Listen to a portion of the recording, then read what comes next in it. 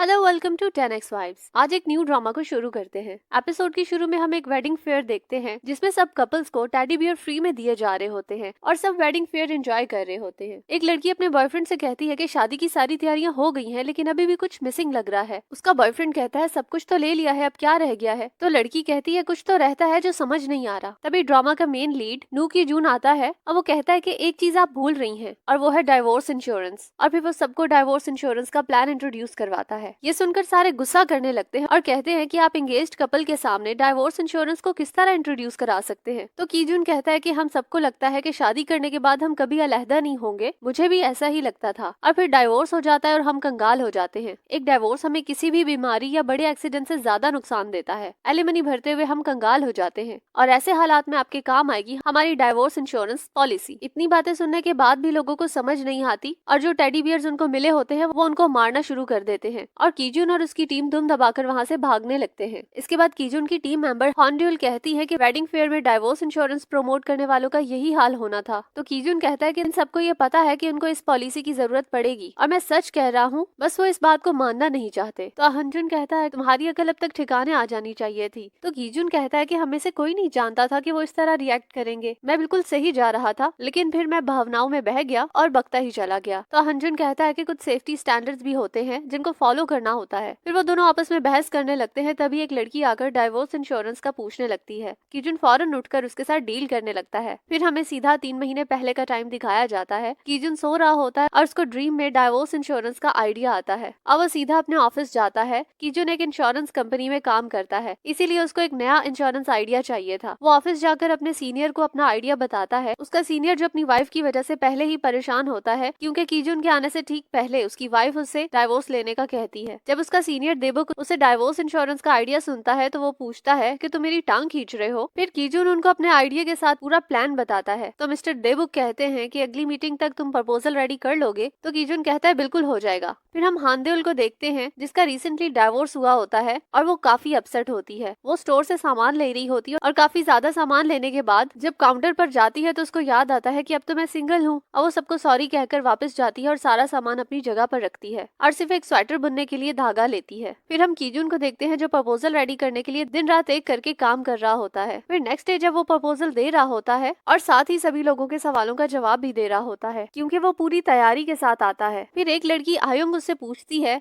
कि अगर कोई हमेशा के लिए सिंगल रहने का फैसला करे तो क्या उसको इस पॉलिसी की जरूरत नहीं होगी। तो कीजून कहता है कि नहीं, डाइवोर्स आपके किसी करीबी के साथ भी हो सकती है। आपके पेरेंट्स हो सकते हैं, आपके सिबलिंग्स हो सकते हैं या दोस्त या बच्चे भी, जिसका असर आपकी लाइफ पर भी होगा। हंजन भी वहीं पर होता है। वो काफी ऊटपटांग सवाल करता है लेकिन कीजून के पास उसके सवालों का जवाब भी होता है और इस प्रपोजल पे मजीद काम करने के लिए उसे एक टीम की जरूरत होती है और वो टीम की डिमांड करता है। तो उसके सीनियर मिस्टर देबुक नजरें चुराने लगते हैं लेकिन फिर वो उनको मना ही लेता है और वो टीम का अप्रूवल भी दे देते हैं। फिर अहंजुन अपने लिए एनर्जी ड्रिंक ले रहा होता है तो कीजून उसके पीछे पहुंच जाता है और कहता है कि मुझे पता है तुम इस प्रोजेक्ट में इंटरेस्टेड हो और मेरी टीम में आना चाहते हो। तो वो कहता है कि तुम्हारी सोच तो बिल्कुल बकवास है। लेकिन कीजून उसका पीछा नहीं छोड़ता और उसके पीछे चला जाता है। कीजून उसको कहता है कि तुम मीटिंग्स में अपना मुंह नहीं खोलते लेकिन आज तो तुम बड़े ऊट पटांग सवाल कर रहे थे, इससे साबित होता है कि तुम इंटरेस्टेड हो। फिर वो दोनों इसी तरह बहस करते रहते हैं और आखिर में अहंजुन मान जाता है और कहता है कि पहले तुम मुझे बढ़िया सा लंच करवाओगे, फिर मैं तुम्हारी टीम में आने के बारे में सोचूंगा। फिर हम हानदेउल को देखते हैं जो अपने डिवोर्स के बारे में सोच रही होती है और उसका एक्स हस्बैंड एक नंबर का फ्रॉड इंसान होता है। वो जितना ज्यादा फ्रॉड होता है हानदेउल उतनी ही ज्यादा स्वीट और इनोसेंट होती है। वो उसके घर का सारा सामान भी अपने साथ ले जाता है और हानदेउल के पास सिर्फ घर बचता है और वो भी इसीलिए क्योंकि उसके हस्बैंड ने घर पर काफी ज्यादा लोन लिया होता है और हानदेउल की मॉम ने भी उसके हस्बैंड को काफी सारा उधार दिया होता है और जब वो वापस मांगती है तो वो उसे वापस देने से इनकार कर देता है और जाते हुए सिर्फ एक मैट्रेस उसके लिए छोड़ जाता है। इस सबसे हानदेउल बहुत अपसेट हो जाती है और वो एक पार्क में अपना टेंट लगाकर बैठी होती है और स्वेटर बुन रही होती है। फिर नेक्स्ट डे वादे के मुताबिक कीजून अहंजुन को लंच करवाता है। अहंजुन उसे पूछता है कि तुम मुझे बताओ कि तुम्हारा 3 बार डाइवोर्स क्यों हुआ। तो कीजून कहता है कि मैं बताऊंगा लेकिन फिर तुम्हें मेरी टीम में आना होगा। तो अहंजुन कहता है कि ठीक है, डील डन करो। फिर अहंजुन पूछता है कि पहली डाइवोर्स क्यों हुई। तो वो बताता है कि हमारी सोच अलग थी। फिर वो पूछता है और दूसरी। तो कीजून बताता है कि हमारा इस दुनिया को देखने और इसमें रहने का नजरिया अलग था। और फिर वो तीसरी का पूछता है तो वो बताता है कि हमारे फ्यूचर गोल्स अलग थे। फिर कीजून उससे पूछता है कि तुम बताओ तुम्हारी डाइवोर्स क्यों हुई। तो हंजुन बताता है कि मेरी वाइफ को इंटीरियर बदलने का शौक था। एक दिन उसने मुझसे कहा कि कोई चीज हमारे घर की लुक खराब कर रही है।